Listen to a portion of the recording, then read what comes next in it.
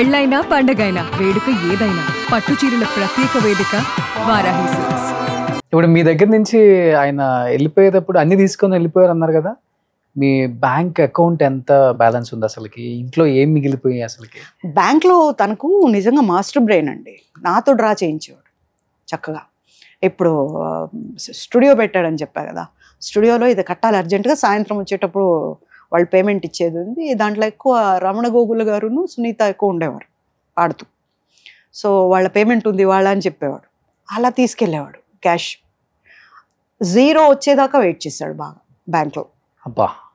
తర్వాత ఒకరోజు 5th ఫ్లోర్కి వెళ్ళి అక్కడి నుంచి దూకేస్తానని, నగలు ఇవ్వు అని. నేను ఎందుకో ఇవ్వలా, ఇవి ఇకపోతే నేను కట్టకపోతే ఇప్పుడు నన్ను ఇచ్చేసేస్తారు, నేను ఇవ్వాలి అని చెప్పి అంటే అప్పుడు మళ్ళీ తీసుకొచ్చి ఇచ్చా. వాళ్ళందరూ చూస్తున్నారు, 5th ఫ్లోర్ ఎక్కాడు కదా, ఎప్పుడు మనం బయటకు కూడా రాము, కలిసి వెళ్ళింది లేదు. అప్పుడు మిగతా నగలు కూడా ఇచ్చేసాను. ఇంకా లోపల అవన్నీ ఎప్పుడో వెళ్ళిపోయినాయి, అవి తెలియదు మనకు. డబ్బాలు ఉన్నాయిగా, ఇప్పుడు డబ్బా తీసి చూస్తే కదా మనకు, పెట్టుకునే అలవాటు ఉంటే తీసి చూస్తాం, ఒకేషన్ కూడా పెట్టుకోము. ఎందుకంటే నాకు మంగళసూత్రం చైను డబల్దే, పెద్ద పెద్ద ఇంతింతలో. చెన్నైలో ఉన్న వాళ్ళు ఎవరు కూడా సన్నవి వేసుకోరు, ఇంతింతలో వేసుకుంటారు, అది అలవాటు. ఇంత పొడవు వేసుకుంటారు. మామూలుగా 13 పిడికిళ్ళు ఏమో వేసుకుంటారు కదా మంగళసూత్రం, అలా కాదు ఇక్కడ. అంటే షూటింగ్ టైంలో తీయండి అంటే ఇట్లా లోపలికి తోపేస్తారు, తీరు మంగళసూత్రం అనేది, అంత వాల్యూ ఇస్తారు. అందుకని చాలా పొడవు చేయిస్తారు. అలా ఇలా పెట్టినా కూడా అది ఇక్కడ దాకా ఉంటుంది, బయటికి రాదు. మామూలుగా మనకు ఆంధ్రలో చేస్తారు చూడండి, అదైతే వస్తుంది, తీయమంటారు. అందుకు అట్లా డబల్ చైన్ ఉండేది నాకు దీంతో. సో ఇంకా వేసుకున్నాక ఇంకేం నాకు వేసుకోవాలనిపిస్తుంది. అది ఒక నల్ల పుసల దండ, అది పెద్దదే. సో ఇవి ఇట్లా వెళ్ళిపోతున్నాయి, వెనక నుంచి చూసుకోవాలి. డబ్బాలు ఉన్నాయి. ఎవరికి ఇస్తున్నారు అవి, ఆ బంగారం? ఎవరికి ఇస్తున్నాడు అంటే మన ఇండస్ట్రీలోనే ఒక ఆర్టిస్ట్ అండి, నేను పేరు చెప్పను, ఒక ఆర్టిస్ట్. ఆమె ట్రాప్ లోకి వెళ్ళిపోయారేనా? ఆమె ట్రాపో కాదో మరి మనకు తెలియదు, కానీ ఆవిడకి ఇచ్చేవాడంట. నాకు నేను ఐటీలో ఒక అతనితో పార్ట్నర్షిప్కి వెళ్ళినప్పుడు అతనికి ఫ్రెండ్కి ఇతను తెలుసు అంట. ఇతను ఎవరికైతే ఇస్తాడో ఆ ఇంటికి అతను కూడా వెళ్తాడంట. మీ కాదు అతను, అదే అతను లవరు, ఆయన కూడా అతను కూడా లవర్ ఈ ఆర్టిస్ట్ కి. నేను వెళ్ళే దగ్గరకు వస్తాడు, ఒక డబ్బా, ఒక సూట్ కేసు, బ్రీఫ్ కేసు తీసుకొని, ఇంత ఎత్తు పౌడర్ వేసుకొని నీట్ గా దూకొని, ఇంత పెద్ద బార్ ఉంటుంది కారు వాళ్ళది సీలో, దాంట్లో వస్తాడు. ఆవిడేమో ఆఫీస్కి వెళ్తున్నాడు అనుకుంటుందో ఏమిటో మరి, క్యారియర్ కూడా ఇచ్చి పంపిస్తారు. ఈడేమో వచ్చి రోజు ఒక్కొక్క నగల డబ్బా ఇస్తూ ఉంటాడు అక్కడ అని చెప్పాడు. బట్ మీ నగలన్నీ ఆ ఆర్టిస్ట్ వేసుకున్నప్పుడు కనీసం తెలుస్తుంది కదా మీకు. నేను ఒక్కరోజు మాత్రం బ్యాంగిల్స్ చూసాను, ఒకరోజు ఎవరో ఎందుకు వాళ్ళ తమ్ముడి భార్య చేతిలో కూడా చూసాను నా గాజులు. I was taken back. అంటే ఇంకొకటి ఉంటుంది, నాకున్నవి మీకు ఉండకూడదు అని ఏమీ ఉండదు, అలాంటిది ఇష్టపడి కొనుక్కొని ఉండొచ్చు అన్న దీంట్లో ఉన్నా, కానీ మనసు ఒప్పుకోలేదు, కాదు ఇవి నావే అని. అప్పుడు చెక్ చేస్తే నావి లేవు, అక్కడ ఉన్నాయి, మరి ఎందుకున్నాయో నాకు తెలియదు. కానీ ఆర్టిస్ట్ ఎప్పుడైనా ఓపెన్ గా అడిగారా, నా భర్తను ఎలా ఉంచుకోవాలనిపించింది మీకు? లేదండి, భర్త అనే మాటకే అర్హత లేనోడు ఇట్లా పోతే పోయాడు దరిద్రం అనిపించింది. ఆ దరిద్రం గురించి మాట్లాడాలనే లేదు. అంతేందుకు, ఇప్పుడు కోర్టులో కేసు ఉంది, ఇప్పుడు ఉంది రన్నింగ్, ప్రెసెంట్ కోర్టులో ఉంది. నేనే నిన్న వదిలేసా. డైవర్స్ అయిపోయింది, విడాకులు తీసుకున్నారు కదా?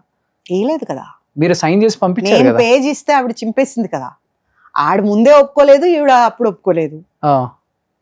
వాడేమో నాకు పెళ్ళామే కాదు, కొడుకు మాత్రమే నా కొడుకు అని చెప్పాడు. సో అలా డైవర్స్ కాలేదు. నేను కోర్టులో వేసా, రేఖారాణి IAS-ని ఇంక్లూడ్ చేయండి, ఎందుకని కేసులో ఇంక్లూడ్ చేయట్లేదు అని వేసా. అప్పుడు సెషన్స్ కోర్ట్ వెకేషన్స్లో జడ్జి ఒకటే అడిగాడు, IAS అయితే ఏంటి, ప్రైమ్ మినిస్టర్ అయితే ఏంటి, ఒక ఆడదికి పెళ్ళైన ఆడదాని లైఫ్లోకి వెళ్ళింది ఆవిడ, పేరు ఇంక్లూడ్ చేయండి అని చెప్పి అక్కడ ఇచ్చారు ఆర్డర్. ఓకే, వెంటనే దాన్ని అటకెక్కించింది అక్కడ వాళ్ళతో కుమ్ముకై. అది 8 ఏళ్ల తర్వాత దులిపారేమో, అది కింద పడిందో ఏమో మరి, అది నాంపల్లి కోర్టుకు వచ్చింది. వచ్చాక వాళ్ళు ఫోన్లు చేస్తున్నారు, నేను ఎవరిదోని ఫోన్ ఎత్తట్లా. అప్పుడు ఒకరోజు ఎందుకే నాకు మాటకి ఈ నెంబర్తో ఫోన్ చేస్తున్నా, ఎవడు నువ్వు అని చెప్పి తిడితే అప్పుడు నేను కానిస్టేబుల్ అండి, ఇట్లా మీ కోర్టుకు వచ్చింది కేసు, మీరు రండి అని. ఏం పొడిచారని 8 ఏళ్లలో, ఇప్పుడు నేను వచ్చి పొడిచేది ఏముంది, నేను రాను, కొట్టేసేయండి అని చెప్పా. కాదు మేడం మీకు న్యాయం జరుగుతుంది రండి అన్న. సరే చూద్దాం అసలు ఏంటి పరిస్థితి అని వెళ్ళా. 1.5 year వెళ్ళా. మొన్న పోయిన నెల అనుకుంటా పీపీ గారిని అలర్ట్ చేస్తే ఆయన అన్నారు, అమ్మా దీంట్లో ఎవిడెన్స్లు ఉంటాయి కదా, ఎవిడెన్స్లు ఒరిజినల్ ఇస్తే నువ్వు కేసు గెలుస్తావు అన్నాడు. మరి నేను కేసు పెట్టినప్పుడు ఇచ్చిన ఒరిజినల్స్ ఒకసారి ఉంటాయి కదా, రెండోసారి ఒరిజినల్స్ ఎలా వస్తాయి? How you expect? ఎలా వస్తాయి అసలు? ఏం ఒరిజినల్స్ ఇచ్చారు అప్పుడు? ఫొటోస్, పెళ్లి ఫొటోస్ కానీ, మీ పెళ్లివి బాబు ఫొటోస్, ఫంక్షన్ ఫోటో కానీ, ఏమంటారు అది, సీమంతం ఫోటోలు కానీ, మేమిద్దరం కలిసి ఉన్నవి కానీ, ఎక్కడెక్కడికి వెళ్ళినప్పుడు అవన్నీ ఇచ్చాను. అవన్నీ పెట్టుకున్నారు. ఏదైనా తప్పు ఉండొచ్చండి. రేషన్ కార్డు తప్పు ఉంటుందా? ఇద్దరిని కూర్చోబెట్టి ఫోటో తీస్తారు. భారత ప్రభుత్వం అంత పిచ్చిదా? కాదు కదా. ఆ ఫోటో కూడా ఇచ్చాం.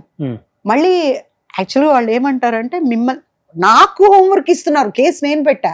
ఎందుకు? వీళ్ళందరూ సిట్టింగ్లో ఉన్నారు కదా, ఐఏఎస్లు, ఐపీఎస్లు, ఎంపీలు, వీళ్ళందరూ సిట్టింగ్లో ఉన్నారు. ఏం చేసినా డీజీపీ దగ్గరికి వెళ్తే రిపోర్ట్ తీసుకోరు, అక్కడి నుంచి పరిగెట్టాలి. పోలీస్ స్టేషన్కి వెళ్తే పోలీస్ స్టేషన్లో ఎవరు ఉండరు.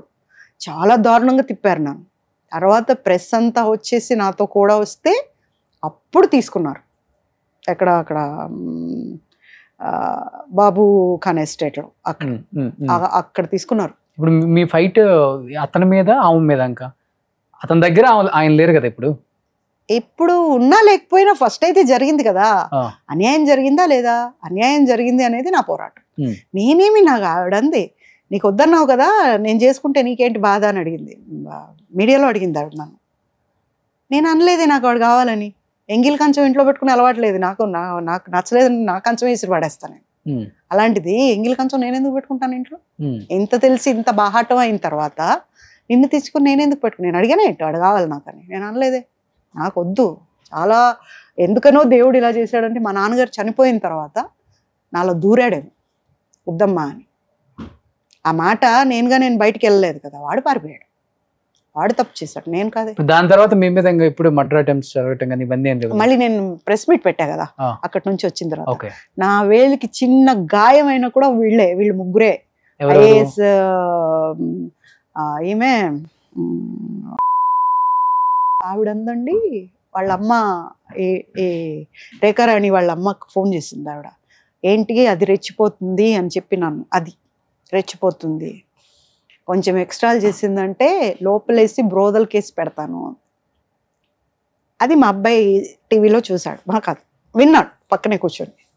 ఇంటికి వచ్చాక నేను చాలా బాధపడ్డా.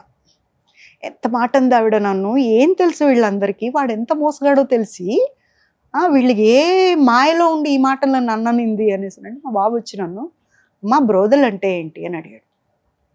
ఒకసారి షేక్ అయిపోయా నేను. దాటేయకూడదు, చెప్పాలి. నాన్న ఒక భార్య ఉండగా, ఒక మన అనుకున్న వాళ్ళు ఉండగా ఇంకొకళ్ళు చాలామంది మెయింటైన్ చేస్తే వాళ్ళని అంటారు. అయ్యో రేఖారాణి ఆంటీకి ఎంత కష్టం వచ్చింది కదా పాపం.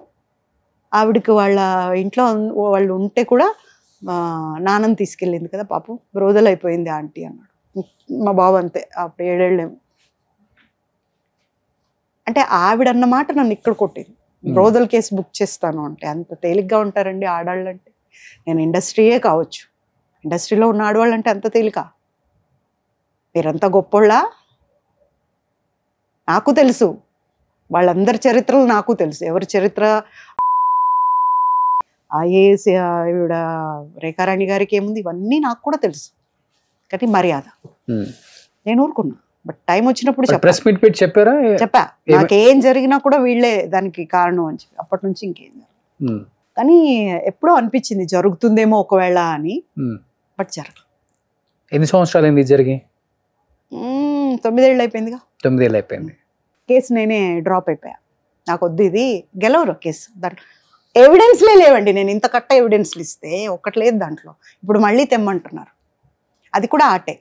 ఇదంతా వాళ్ళు మింగిల్ అయి ఉన్నారు అందరూ.